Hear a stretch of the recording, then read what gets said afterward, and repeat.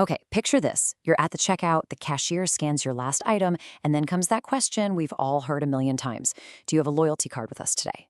I mean, our wallets, our phones, they're all stuffed with them. But have you ever really stopped to wonder what they're for? And if they're actually working for you or for the business? So let's just cut right to the chase. Are your loyalty points completely worthless? I know that sounds a little harsh, but the answer is, well, it's way more complicated than you might think. For a whole lot of businesses, the very programs they designed to reward you are secretly draining their profits. And get this isn't some accident. It's actually a well-known secret in the retail world. And it has a name: the loyalty paradox. It's this bizarre situation where the more a company sinks into its loyalty program, the more money it can actually lose. So today, we're going to pull back that curtain and see exactly how this happens. All right, first up, the loyalty paradox itself. We're going to explore how an idea that seems like such a brilliant win-win can quietly morph into a massive financial black hole for even some of the biggest brands out there. So here is the absolute heart of the problem. Most traditional loyalty programs just end up giving discounts to customers for stuff they were going to buy anyway. Seriously, think about it. That 10% off coupon you got for your morning coffee, did that actually convince you to buy a coffee, or were you already standing in line fully prepared to pay full price? For businesses, this means they're not really creating new sales, they're just giving away their profit margin on sales that were already happening. So how does this whole paradox thing actually play out in the real world? Well, that brings us right to our next section: why old programs fail. Here's where we're going to get into the nitty-gritty of all the hidden costs that make these old-school models so fundamentally broken. But before we do that, there's one key idea we need to get our heads around: customer lifetime value, or CLV for short. It's simply the total profit a company predicts it'll make from you, as a single customer, over the entire time you shop with them. Now, a good loyalty program should make this number go up. The big problem is, most of them just don't. And this failure really breaks down into 5 of these hidden costs. We already touched on margin dilution, giving away profit. Then there's reward redemption liability. You know all those unspent points sitting in your account? That's a real debt on the company's balance sheet. The points are also just transactional. They don't build a real emotional connection. The data they collect on you, most of it is completely wasted. And finally, there's this fascinating one called adverse selection. It means the people who are the best at redeeming points are often the savviest bargain hunters, and therefore the least profitable customers to begin with.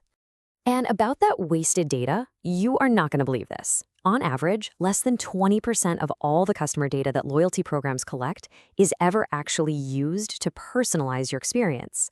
That means a staggering 80% of that incredibly valuable insight, what you buy, when you buy it, it just sits there, gathering digital dust. It's crazy. So how would a business even know if its program is in trouble? Well, it's time for a quick diagnostic we're going to call the Loyalty Health Check.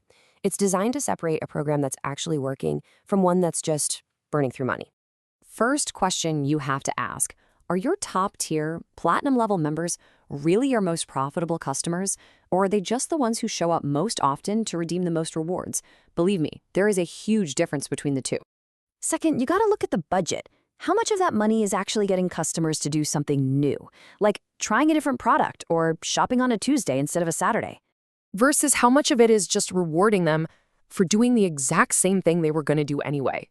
Look, if a program isn't changing customer behavior, it isn't creating value.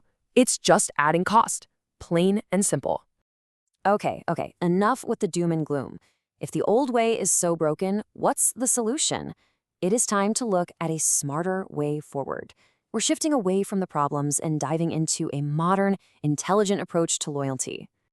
The core of this big shift is moving from the old way to the new way. The old way rewarded volume, just how much you spend. The new way rewards value, how profitably you spend. The old way offered generic discounts. The new way offers unique experiences, like early access or exclusive events. And most importantly, it moves away from a one-size-fits-all model to one that is deeply personalized. So here's the framework for how to build it. Step 1. Reward valuable behaviors, not just any old purchase. 2. Actually use all that data to personalize rewards. 3. Replace boring discounts with cool experiences that build a real connection. 4. Use that CLV metric we talked about to model every single decision. And finally, step 5, close the data loop, so the insights from the loyalty program are used in real time everywhere, from marketing all the way to merchandising. And this all leads us to our final section, the real payoff. What happens when a business actually makes this shift? What's the tangible, bottom-line business case for this intelligent transformation? The results are dramatic. Instead of just tracking signups, businesses start seeing real outcomes. Higher average spending per visit, better profit margins on each sale, and a lower cost to keep each customer happy. They build a powerful asset with their own customer data, and, best of all, they can measure exactly how much new incremental revenue the program is generating. It's a fundamental shift from being an expense to becoming a growth engine. And that brings us to this final, really crucial idea. The problem isn't loyalty, it's the economics. See, loyalty programs don't fail because customers don't want to be loyal. They fail because they are so often built on a completely broken economic model. So the next time you scan that card or tap that app, just ask yourself, is this program intelligently rewarding my business, or am I just part of an expensive habit?